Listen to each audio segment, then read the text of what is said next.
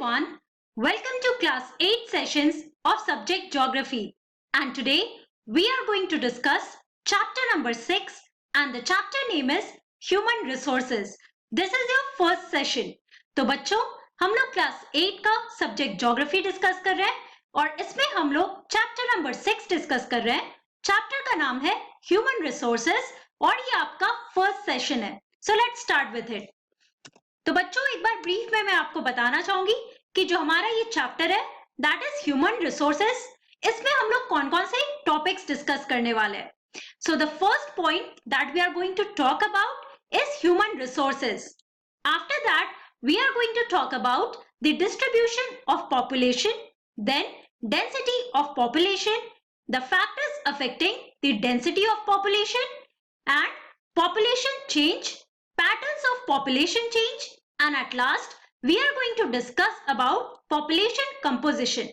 So बच्चों जैसे आप इस चैप्टर में नाम देख रहे हो तो हम लोग कह सकते हैं कि इस चैप्टर में हम लोग बेसिकली फोकस करने वाले हैं about humans and also how they become a resource, right? तो let us go back to our first chapter that is resources. तो बच्चों फर्स्ट चैप्टर में आप लोगों ने रिसोर्सेज के बारे में पढ़ा था. That is anything that has utility and is also valuable. So उसको हम लोग resources कहते हैं, right? और उसमें हम लोगों ने पढ़ा था about the different types of resources, जिसमें हमने देखा था that there are natural resources, जिसमें बहुत सारे types थे. After that we talked about human made resources and at last we discussed about human resources. और इसमें हम लोगों ने देखा था that human or people they are the best and the ultimate resource, right? So basically people can make use of the technology around them and also of they can make use of the nature at best when they have acquired knowledge and skill and they can also use the technology, right? So in simple terms we can say that human resources refers to the number and the abilities of the people. और ये abilities में हम लोग क्या बात कर सकते हैं? Mental and the physical ability. So बच्चों हम लोग क्या कह सकते हैं? That people or human वो अपने around जो भी technology है, जो भी उन्होंने education acquire किया है और अगर वो healthy है, so they can become the best and the ultimate resource. Right? और इसी के बारे में हम लोग इस पूरे चैप्टर में समझने की कोशिश करेंगे. So let's start our chapter that is human resources. Now people are nation's greatest resource. तो जैसे मैंने आपको बताया that people or human they are the best who can make the use of the nature in order to create more resources when they get knowledge and also they are healthy and also they can use the available technology. Right? So ये सारी चीजें अगर उनके पास है तो वो बहुत सारे रिसोर्सेज खुद ही क्रिएट कर सकते हैं. And that is why we say that they are the nation's greatest resource. It is people with their demands and abilities that turn them into resources. तो जैसे मैंने आपको बताया that human resources in simple terms it refers to the number that is quantity and also the abilities that is the mental and the physical abilities of the people. और उसका ही use करके वो लोग अपने आप को एक रिसोर्स में टर्न कर सकते हैं. Hence human resource is the ultimate resource और इसीलिए हम लोग human resource को ultimate resource भी कहते हैं. Now human resources like other resources are not equally distributed all over the world.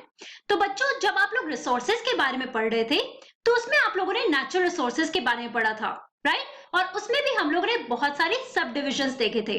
तो ऐसे बहुत सारे रिसोर्सेज है बच्चों जो पूरे वर्ल्ड में आपको हर जगह मिलेगा, राइट? और इक्वली डिस्ट्रीब्यूटेड भी होगा. लेकिन अगर हम ह्यूमन रिसोर्स की बात कर रहे हैं तो ये बाकी रिसोर्सेज की तरह नहीं है. और ये डिफरेंट कैसे है? Because they are not equally distributed all over the world. For example, they differ in their educational levels, age and sex.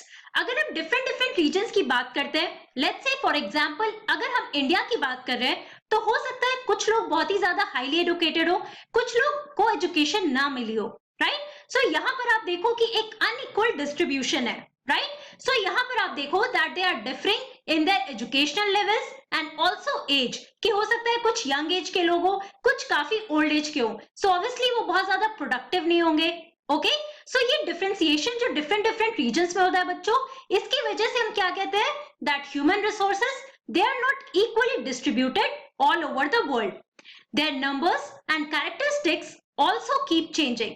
अब इनका जो क्वांटिटी है डिफरेंट डिफरेंट रीजन्स में वो भी चेंज करते रहता है, अपार्ट फ्रॉम दैट जो भी कैरेक्टरिस्टिक्स है वो भी चेंज होते रहते हैं। ओके, और हम इस पूरे चैप्टर में इसी चीज को समझने की कोशिश करते हैं। Now when we are talking about human resource, तो हमारे लिए इंपॉर्टेंट है समझना अबाउट पॉपुलेशन, राइट, कि हर एक रीजन में कितना पॉपुलेशन है, कितने लोग वहां पे रह रहे हैं और कितने एफिशिएंट है वो लोग, so that they can become a good and the ultimate resource there, right. So for that we are going to understand our first sub topic, that is distribution of population. Now, the way in which people are spread across the earth's surface is known as the pattern of population distribution.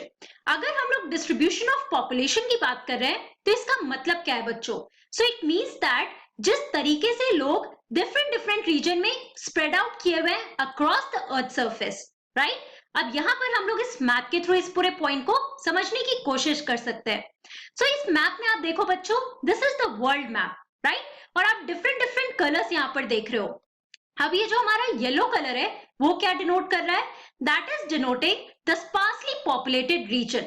अब sparsely populated region कहने का क्या मतलब है, इसका मतलब ये है कि इन सारी रीजन्स में बहुत कम लोग रहते हैं, मतलब यहाँ का पॉपुलेशन बहुत ही कम है। अगर हम लोग इस ऑरेंज रीजन की बात करते हैं बच्चों, तो ये ऑरेंज रीजन क्या डिनोट कर रहा है, मॉडरेटली पॉपुलेटेड रीजन, मतलब यहाँ पे लोग रहते हैं, राइट, बहुत ही मॉडरेट पॉपुलेशन है इस पूरे रीजन में।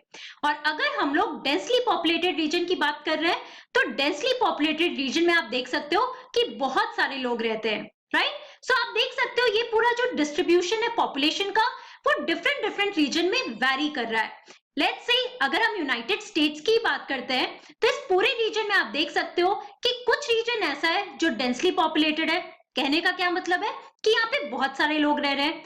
कुछ रीजन ऐसा है बच्चों जहाँ पे लोग बहुत कम रहते हैं, और कुछ रीजन है जहाँ पे मॉडरेट पॉपुलेशन है, राइट, ना ज्यादा ना कम।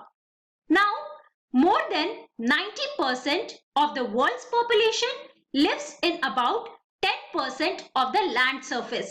अगर हम पूरे वर्ल्ड पॉपुलेशन की बात करते हैं बच्चों, तो मोर देन 90% से ज्यादा जो हमारा वर्ल्ड पॉपुलेशन है that lives in about 10% of the land surface. तो हमारा जितना भी लैंड सर्फेस है, राइट, ये सारी चीजें आप लोगों ने क्लास 7 में भी पढ़ रखा है about the water and the land surface, है ना।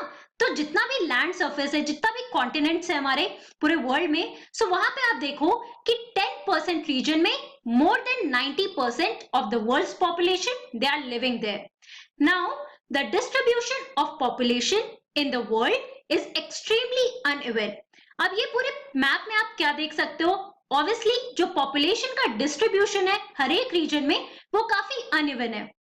क्या आप कह सकते हो कि हर एक रीजन में इक्वल डिस्ट्रीब्यूशन है पॉपुलेशन का? ऑब्वियसली नॉट, क्योंकि हम हर एक रीजन में देख रहे हैं कि कुछ रीजन ऐसा है जहां पे डेंसली पॉपुलेटेड है और कुछ रीजन ऐसा है जो काफी स्पार्सली पॉपुलेटेड है, right.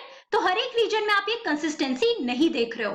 That is why human resource they are unevenly distributed all over the world. Okay, now some areas are very crowded and some are sparsely populated. So जैसे मैंने आपको अभी बताया कि कुछ रीजन्स ऐसे हैं बच्चों जहां पे बहुत ही ज्यादा डेंस पॉपुलेशन है, कहने का मतलब क्या है कि जितना लैंड है उसमें बहुत ज्यादा लोग रह रहे हैं, और कुछ रीजन ऐसा है कि लैंड तो है बट वहां पे लोग नहीं रहते हैं because of different climatic different regions, जिसके बारे में हम लोग आगे पढ़ेंगे।